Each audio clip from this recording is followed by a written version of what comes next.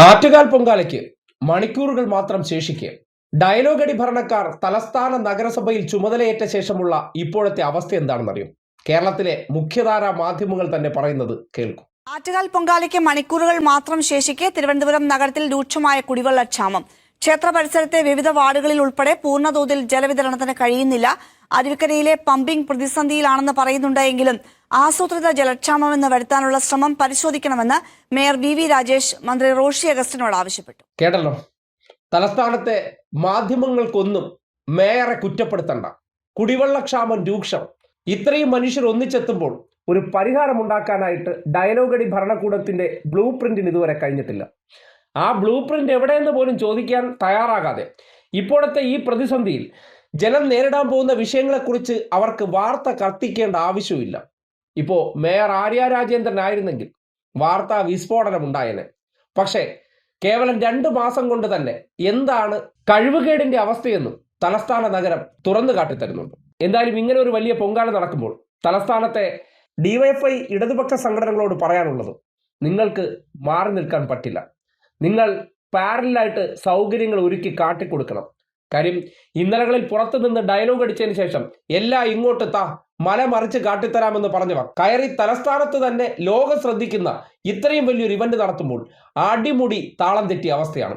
Dialogue അടിക്ക് ഇപ്പോഴും ഒരു കുറവുമില്ല.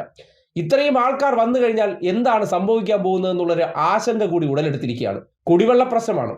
ഏതെങ്കിലും ഇൻഡോർ പോലെയുള്ള വെള്ളം എത്തിച്ച് നാട്ടുകാർക്ക് കൊടുക്കുകയാണെങ്കിൽ 32 പേരാണ് ഇൻഡോറിൽ മലിനജലം കുടിച്ച് ജീവൻ നഷ്ടപ്പെട്ടത്. അത് തലസ്ഥാനത്ത് ഉണ്ടാകാതിരിക്കാൻ ആറ്റുകാലമ്മ കാക്കട്ടെ എന്നേ പറയാനുള്ളൂ. കാര്യം ഇപ്പോഴത്തെ സാഹചര്യത്തിൽ എന്ത് തട്ടിക്കൂട്ട് പരിപാടി നടത്തി ഇതിനെ മറികടക്കാനാണ് പരിശ്രമിക്കുന്നത്. ഇത്രയും ദിവസം ഒന്നും ചെയ്യാനില്ലായിരുന്നു.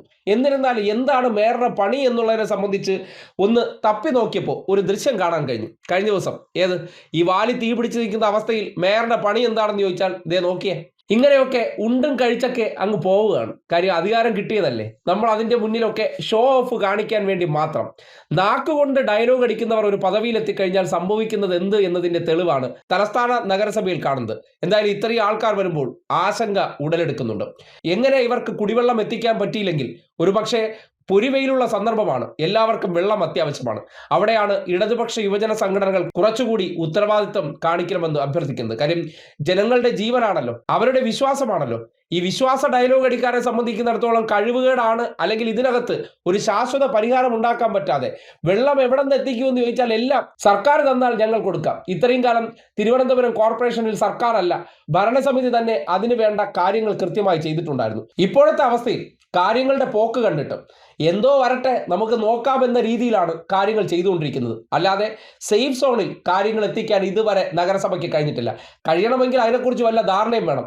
പുറത്തു നിന്നിട്ട് കുറ്റം പറയുകയും അല്ലെങ്കിൽ പൊങ്കാലയുമായി ബന്ധപ്പെട്ട് അഴിമതി എന്നൊക്കെ പറഞ്ഞുകൊണ്ടിരുന്നവർ എന്താണ് യഥാർത്ഥത്തിൽ നടത്തിക്കൊണ്ടിരിക്കുന്നത്? കഴിഞ്ഞ ഭരണസമിതി ചെയ്ത അതേ കാര്യങ്ങളല്ലാതെ ഒരു മാറ്റവും വരുത്താതെ പൊങ്കാല കല്ലുകൾ അടിച്ചു പൊട്ടിച്ച കുലസ്ത്രീകൾ ഉൾപ്പെടെയുള്ളവരോട് പറയുകയാണ്, ആ കല്ല് ഞങ്ങൾ വീട് വയ്ക്കാൻ കൊടുക്കുമെന്ന്. തിരുവനന്തപുരം നഗരസഭയിൽ ഇരുന്ന ഭരണസമിതി ഇച്ഛാശക്തിയോടുകൂടി അല്ലെങ്കിൽ ആ കല്ല് എന്ന വേസ്റ്റ് നാട്ടുകാർക്ക് ഗുണമുണ്ടാകുന്ന ഒരു കാര്യത്തിൽ വിനിയോഗിച്ചപ്പോൾ അന്ന് അടിച്ചു പൊട്ടിച്ചവരാണ്.